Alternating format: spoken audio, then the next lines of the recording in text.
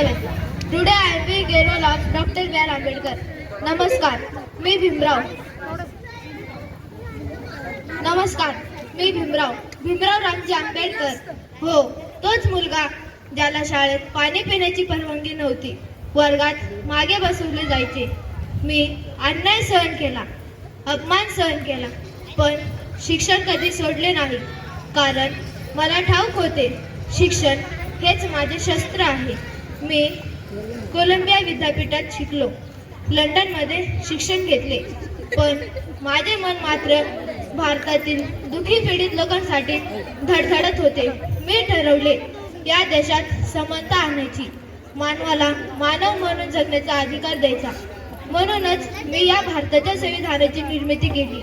या संविधानाने प्रत्येकाला दिला समान हक्क, मतदानाचा अधिकार, स्वातंत्र्य आणि न्याय. मी सांगितले, एज्युकेट, ॲजिटेट अँड रिऑर्गनाइज. कारण अज्ञान म्हणजे गुलामी आणि ज्ञान म्हणजे स्वातंत्र्य.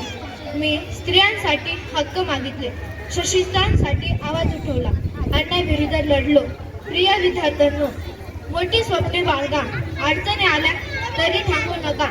चला आपण सर्व मिळून म्हणूया, शिका, संघटित व्हा आणि संघर्ष करा.